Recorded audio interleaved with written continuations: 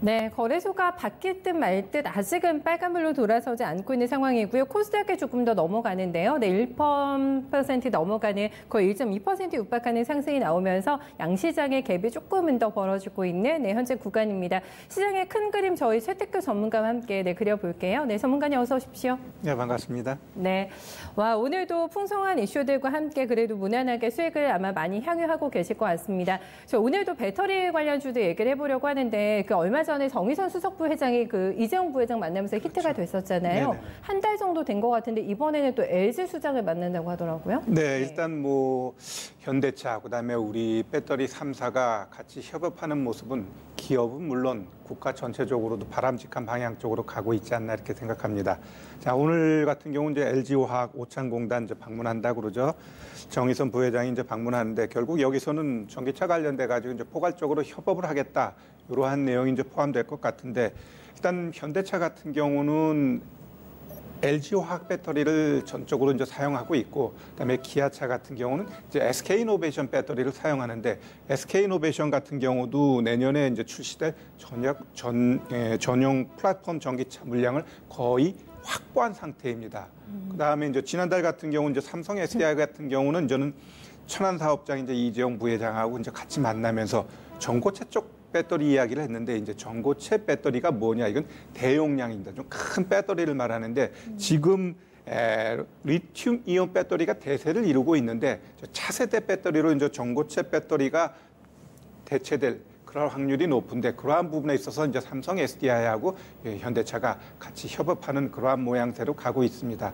자, 지금 이러한 흐름은 결국 기업 측면에 있어서도 긍정적이고 글로벌 거의 모든 완성차들도 우리 3사 배터리를 거의 쓰고 있습니다. 지금은 일본 쪽 배터리보다는 우리 쪽 배터리를 더 선호하고 있기 때문에 우리 국내 3사는 물론 우리 완성차는 물론 글로벌 차들까지 우리 배터리 기업들을 선호하게 되면 결국 그러한 부분들이 지금 차트 흐름에서 나타나고 있습니다. 좀 차트 한번 볼까요? 볼까요? 네, LG화학 같은 경우는 너무 잘 갑니다. 그럼 이런 흐름에 있어서는 신규 매수는 좀 부담스럽죠. 결국 LG화학은 보유자의 영역이고 제가 봤을 때는 아주 짧게 보면 5일선 훼손하지 않으면 계속 홀딩이고요.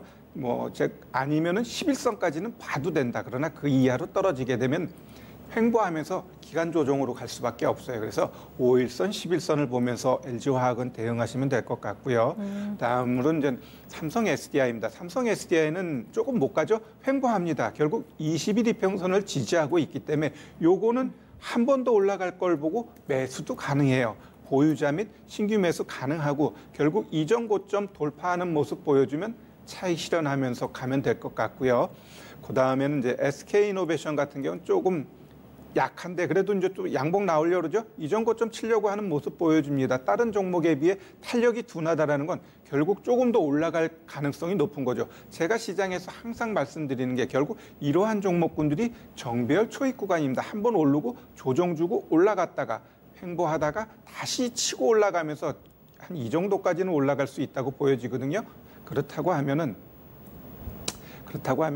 지금 자리에서는 오히려 SK이노베이션이 조금 더 탄력적으로 갈 가능성이, 수익 낼 공간이 좀 있다라고 보시면 될 것 같고 나는 조금 작은 종목을 볼 거야. 그럼 제가 오늘 한 종목을 갖고 나왔는데 아머그린텍입니다. 아머그린텍 보면은 60일 이평선 밑에서 졸졸 매집하고 있죠. 아머그린텍은 아모텍의 자회사로서 기술력이 풍부한 기업입니다. 그다음에 전기차 관련된 이슈가 나오면 항상 올라가고 있는데 최근에 조정 주고 다시 매집하고 올라가고 있죠. 그러면 이런 종목은 60일 이평선 통치고 여기가 매물대이기 때문에 이 매물대만 치고 올라가게 되면 다시 한번 이전 고점까지 충분히 올라갈 수 있는 종목이다. 이렇게 보시면 됩니다. 네, 종목으로 들어가서 얘기를 해주셨는데 어쨌든 다 3사를 만나게 되는 거군요. 이재용 부회장 만났고 이번에 구광모 회장 만나게 되고 SK 지금 최태원 회장도 조만간은 만날 계획이라고 하거든요. 그럼 배터리 3사를 다 만나게 되는 겁니다. 왜 이런 행보를 나타내고 있는지가 일단은 궁금하실 것 같고 지금 현대차 같은 경우에는 점점 지하실로 내려가고 있는 주가 상황인지라 전기차나 수작의 드라이브를 걸고 있습니다만 전혀 주가가 움직이지를 않고 있기 때문에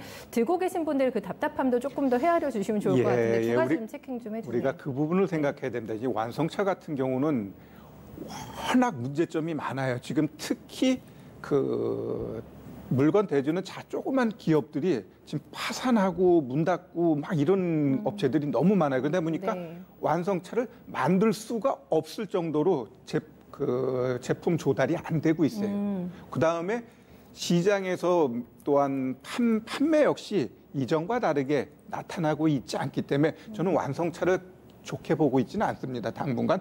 다만 전기차는 대세거든요.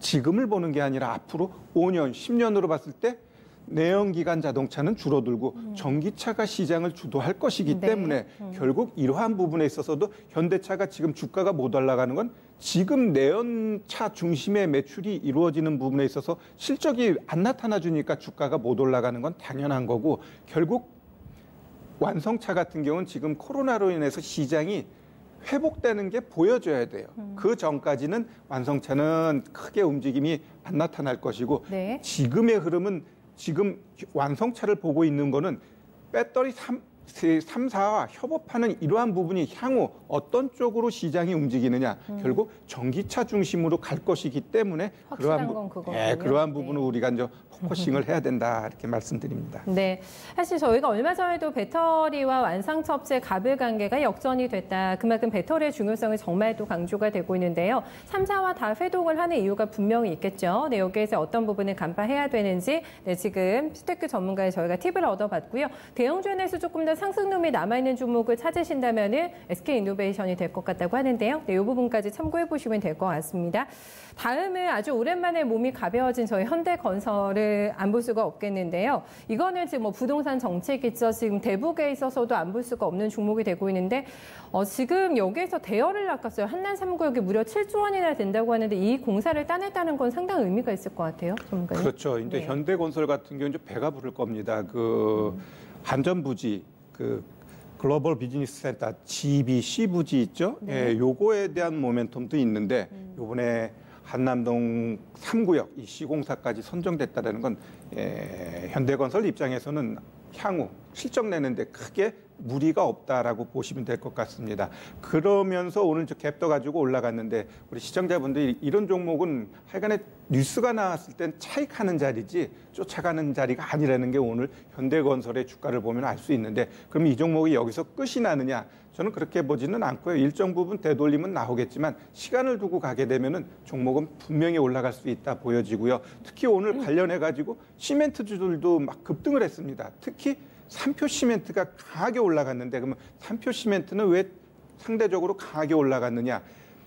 그 삼성동 부지는 물론 한남동까지 가장 가까이에 있는 그 시멘트 회사가 삼표 시멘트에서 삼표 성수동. 시멘트를 써서 짓겠군요. 그러면. 네, 성수도 거기 있으니까 걔네 네. 입장에서는 물류비도 싸고 그러다 보니까 그 전체적으로 수혜받을 가능성이 높다라고 시장이 보고 그러면서 그 종목이 강하게 올라갔다라고 보시면 될 것 같습니다. 네. 그런데 이제 문제는 다 이렇게 지금 저희가 보고 있습니다만 음봉이 나거나 윗꼬리를 달고 있는 패턴이라는 게 이제 문제가 될 것 같아가지고요. 네네. 네, 현대건설 이것도 이제 건설만의 문제로 봐야 되는 건지 부동산이라든가 건설사 쪽으로 다 확산이 돼서 볼 만큼의 아직 상황은 아니라고 보시는 건지 그것도 좀 궁금하거든요. 네, 일단 우리 정부가 그 부동산 잡으려고 무진 애를 쓰고 오늘 있죠. 뉴스 엄청 많이 나오더라고요. 네, 부동산 근데- 관련해서. 근데 예. 뭐 쉽게 잡히지는 않는데 결국 그러한 측면에 있어서 우리가 또 한편으로 봐야 될 부분은 아까도 뭐 그린 뉴딜 나왔죠. 네. 그런 리모델링 관련돼서는 지속적으로 그 사업은 확장시킬 것 같아요. 그 현 정부가 그 SOC 투자하면은 결국 이쪽 집도 좀 많이 짓고 이러한 부분을 해야 되는데 그렇게 되게 되면은 자기들 이야기했던 부분하고 좀 다른 쪽으로 갈 가능성이 있어서 진퇴양난인데 제가 봐서는 일단 건설주라든가 아니면 그린 뉴딜 관련돼 가지고 인테리어 업체들은 조정 시 어느 정도 매수하면서 갈 중요한 섹터라고 좀 보고 있고요. 현대건설은 좀 시간이 필요합니다. 시간이 필요할 것 같고 삼표 시멘트 같은 경우도 그런데 그러면 제가 또 여기 나와서 그냥 갈 수는 없잖아요. 인테리어 관련돼 가지고 한 종목을 한번 볼 것 같으면 핵심 히든 카드가 있으신가 봐요. 그러죠. 저는 일단 눌린 구간에 있는 종목을 참 좋아하는데 네. 지금 덕신 하우징이라는 종목입니다. 리모델링 관련해가지고 네. 이 종목 같은 경우도 보시면 최근에 60일 이평선에서 양봉운봉 나오면서 뭔가 방향을 모색하고 있어요. 지금 1,450원에 강한 매물대가 있는데 요거만 뚫게 되면 어때요? 이전에 만들었던 이 고점까지 충분히 올라갑니다. 그러면 지금 흐름에 있어서 오늘 오늘도 뭐 살짝 음봉이지만 오늘 다시 한번 종가 무렵에 양봉을 만들어 주게 되면은 1,400원 21일 이평선 돌파하면서 한 1, 2주 정도면은 이전 고점까지도 올라갈 수 있는 차트 흐름이고 전체적으로 뭐 정부 정책이라든가 이런 흐름으로 봤을 때 충분히 후광이 보여지는 종목이다 이렇게 보시면 될 것 같습니다. 네, 힌트 저희 잘 체킹해두겠습니다. 뭐 한강 대전이라고 하더라고요. 네, H벨트를 이제 구성할 정도로 해서 현대건설의 위력이 대단합니다. 네, 이쪽에서 같이 분산돼서 볼 수 있는 뭐 시멘트 관련주라던가 지금 인테리어 관련주 쪽으로도 힌트 많이 주고 있는데요. 잘 기억해두시면 될 것 같아요. 다음은 저희 진단키트 쪽 얘기 한번 해보겠습니다. 지금 시즌이 거래 대금으로 보면은 삼성전자 다음으로 거래 많이 되는데요. 지금 6위권에 자리 잡으면서 오늘 다시 한번 진단키트 쪽으로 관심이 이동되고 있는데 일시적이라고 봐야 될까요? WHO 발 뉴스 때문에 조금 신경을 쓰이기는 하거든요, 지금. 제가 항상 코로나 쪽에서 이야기하는 건 잡힐 수 없는 바이러스다. 결국은 치료제, 백신이 나와야지 이 코로나는 잡힌다. 단 우리를 비롯해 글로벌 전체 국가들이 지금 가장 원하는 건 경기 회복이거든요. 경기 회복을 위해서 어느 정도의 코로나 확진은 무시하겠다. 지금 이렇게 나가고 있습니다. 그러다 보니까 관련된 종목군들도 보면은 죽지는 않았어요. 시젠 같은 경우도 어제 60일 평선 정확하게 지지해놓고 오늘 갭 떠버렸거든요. 이렇게 흐름을 간다는 건 이 시젠 같은 경우도 크게는 못 갑니다. 주말에 특별한 이슈가 없었어요. 만약에 북한이 어떠한 도발을 했다면은 이 시즌 오늘 못 움직이는데 주말에 좀 뭔가 있을 줄 알았는데 전혀 없어요. 그러면서 뉴스에 가장 많이 나왔던 게 코로나 확진자 늘어났다는 것 말고는 특별히 부각된 이슈가 없었거든요. 그러다 보니까 이쪽으로 수급이 쏠리면서 시젠이 좀 강하게 올라간 모습 나타났고요. 그 대표적인 게 시젠하고 이제 수젠텍인데 이 종목 같은 경우도 오늘 제법 올라갔어요. 그러면서 21 이평선까지 치고 올라가고 이제 윗골이 달았는데 자, 이렇게 이슈가 있을 때 이런 종목은 매도를 해야 됩니다. 매수하는 자리가 아니고 지속적으로 이런 종목들이 가는 자리는 아니거든요. 그러면 이런 종목은 눌림 주면서 거래 없이 쇼캔들 나올 때 매수하는 거지 이렇게 급등했을 때 매수하는 자리가 아니다. 그러면 우리가 좀 오늘 좀 덜 올랐는데 웰크롬 같은 경우는 마스크 관련된 대표 종목이죠. 이 종목은 보시면은 강하게 올라갔다 조정주고 강하게 올라갔다 조정주고 조정 끝단입니다. 그러면 이 음봉의 저점만 깨지 않으면은 이 종목은 다시 한번 올라갈 수 있어요. 그러면 이 음봉의 저점을 손절가 잡고 이런 종목 단기 대응 가능할 것 같고요. 그다음에 휴지 관련돼서는 좀 모나리자가 있는데 모나리자도 한번 보시면은 매수 자리예요. 매수 자리. 결국 지지해주고 거래가 없죠. 거래 없이 나타난다는 건 한 번 올라가겠다는 거죠. 더 이상 악재가 없는 이상 이런 종목은 가겠다라고 보시면 됩니다. 이걸 또 차트로 조금 설명해 주셨는데 어쨌든 애플도 지금 다시 매장을 조금 폐쇄한다고 하고 확산 기조가 나타나고 있는 것 같긴 한데 이런 구간에서 이런 테마주를 일단 차트식으로 좀 단기로 대응하고 빠지고 이런 게 지금 다 적절한 대응이라고 보시는 거죠? 네, 일단 지금 시장은 좀 길게 보면 안 돼요. 그때 순환하면서 가고 있기 때문에 급등 나왔을 땐 차익해야지 그걸 쫓아가게 되면 또 1주, 2주 물릴 수가 있으니까. 치료나 백신 테마도 다 마찬가지로 보세요? 똑같죠. 알겠습니다. 네. 그때 나오실 때마다 그럼 저희한테 조금 더 단기 대응 팁을 주시면 될 것 같고 저희 그렇게 캐치해 보겠습니다. 마지막으로 저희 큰 그림 그려볼까요, 전문가님? 네, 일단 제가 봤을 땐 북한이 이제 추가적으로 도발하기 전까지는 종목별 대응이 충분히 가능하다 이렇게 보시면 될 것 같고요. 우리는 거래소가 좀 약한데 코스닥이 좀 강한 거는 결국 미국 시장에서 우리가 같이 보면 돼요. 나스닥은 그런 대로 잘 가고 있는데 네, 다우가 좀 힘이 없죠. 그렇죠? 결국 제가 항상 이야기하지만 결국 나스닥이 신고가 쳤다는 건 다우도 갑니다. 다만 그만큼 상승할 수 있는 시간이 벌어놓은 거니까 우리 역시 3대 지수가 다 고점 만들면 하락으로 난 보고 있기 때문에 그만큼 지금 매매할 수 있는 시간을 벌고 있다라고 보시면 됩니다. 알겠습니다. 최대한 북한의 동향이 있기 전까지는 종목 수익을 최대화 시켜보는 노력 저희 필요할 것 같네요. 전문가님 말씀 잘 들었습니다. 네, 고맙습니다.